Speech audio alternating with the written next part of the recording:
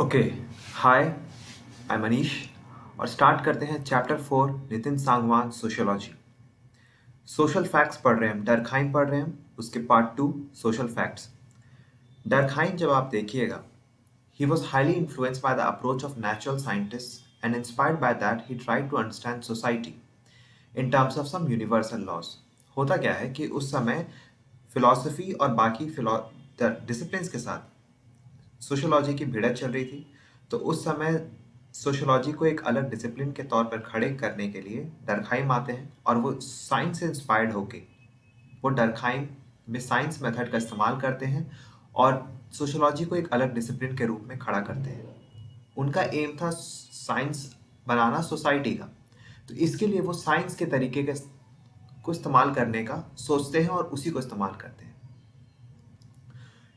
उन्होंने देखा कि हमें क्या करना होगा, discovery of universal social law as a solution to the problem of society. जैसा साइंस में होता है, तो वैसे ही उन्होंने ट्राई किया कि क्यों नहीं हम यहाँ यूनिवर्सल एक सोशल लॉ फाइंड करते हैं जो हर जगह अप्लाई किया जा सके।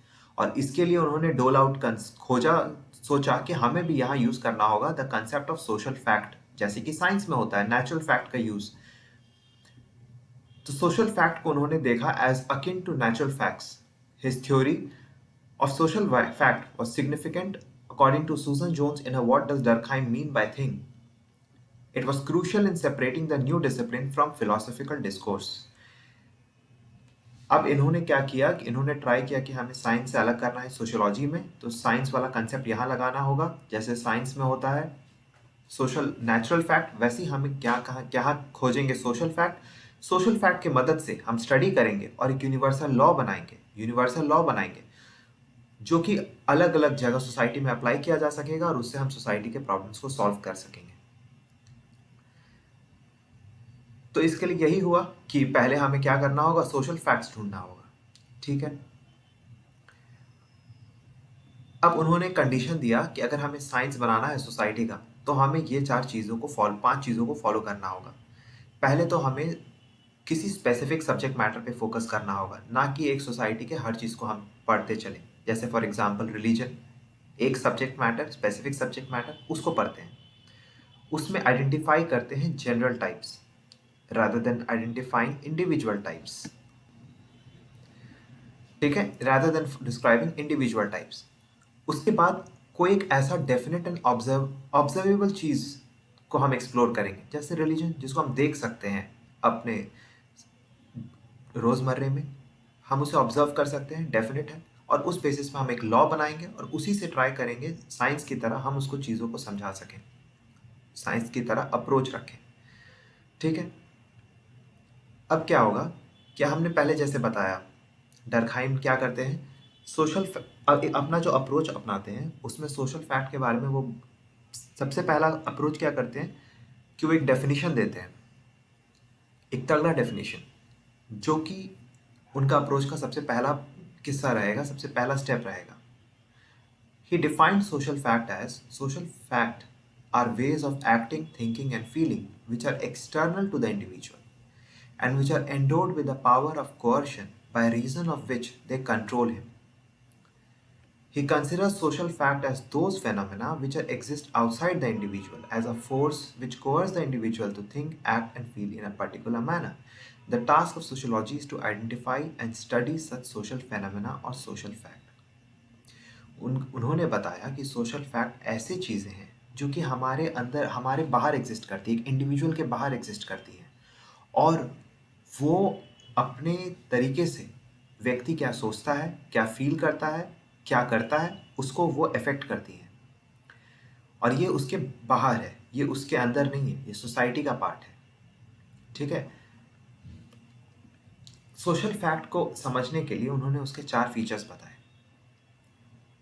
एक्सटर्नैलिटी, मतलब जैसे वो इंडिविजुअल के से एक्सटर्नल उसका एग्जिस्टेंस है। दे आर स्यू जनरस, वो आते हैं, they come into existence on their own as a part of autonomous development of the society. जैसे जैसे सोसाइटी डेवलप होता है, वो खुद ब खुद एग्जिस्टेंस में आते हैं, और इंडिविजुअल उस चीज़ में जन्म लेता है और फिर उसी में पलता बढ़ता है और उनसे अफेक्ट होता है। फॉर एग्जाम्पल रिलीजन का हमारे जन्म से पहले से एग्जिस्टेंस है।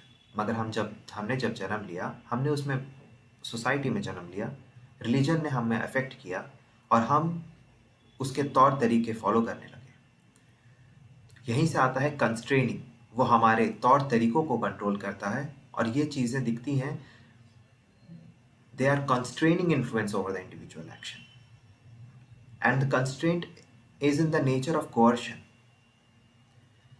And the existence of constraints makes social facts as real as a constraint is visible in terms of its consequences. हमारे एक्शंस के कॉन्सिक्वेंसेस में आपको वो कंस्ट्रेनिंग नेचर दिखेगा। फिर है generality. Social facts are general in nature और इसे कंफ्यूज नहीं करना है विद द इंडिविजुअल इंटरप्रिटेशन और इंडिविजुअल फैक्ट्स। एक एक व्यक्ति का किसी चीज़ का इंटरप्रिटेशन अलग हो सकता है, मगर ये जो सोशल फैक्ट है ये जनरल इन नेचर है। इनका इंटरप्रिटेशन सोसाइटी के लिए एक जैसा है, ये व्यक्ति व्यक्ति के इंटरप्रिटेशन पे डिफ़र नहीं करता है। मेरे लिए हिंदुइज़्म, आपके लिए हिंदुइज़्म हो सकता है एक सूक्ष्म माइक्रो लेवल पे अलग अलग समझ हो, मगर मैक्रो लेवल पे उसका समझ लोगों का एक है।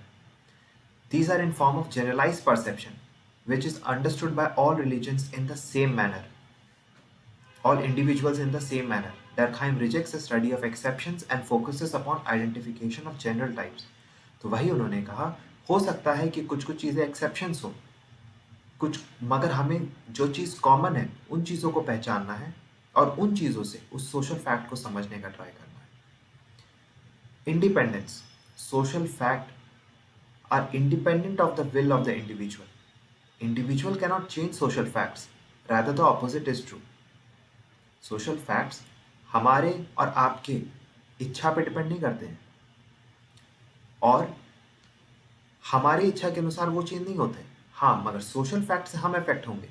अगर हम सोशल फैक्ट जैसा है, जिस चीज़, जैसे मान लो अगर मैं इस्लाम धर्म में पैदा लिया तो उससे मेरे तौर तरीके, मेरे सोच सब कुछ बदलेंगे। वो मुझसे इंडिपेंडेंस है। मेरे कुछ करने से इस्लाम को इफेक्ट नहीं पड़ रहा है, मेरे कुछ करने से हिंदुइज्म को इफेक्ट नहीं पड़ रहा है।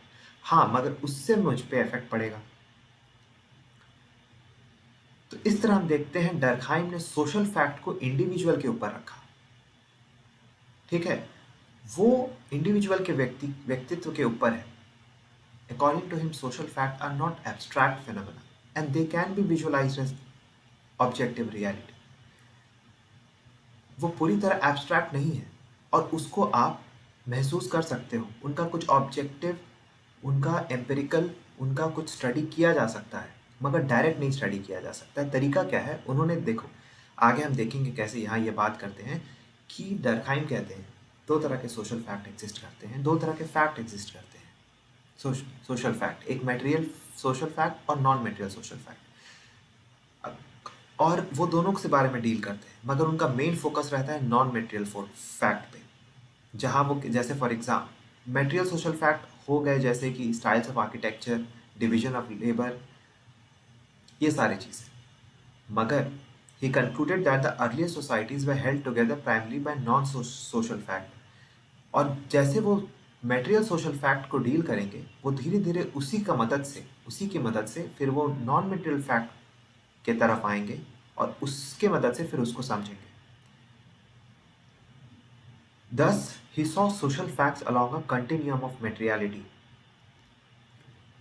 वो मटेरियल सोशल फैक्ट की मदद से को स्टडी करके नॉन मटेरियल फैक्ट को समझते हैं और इसी तरह एक कंटिन्यूम बनता है।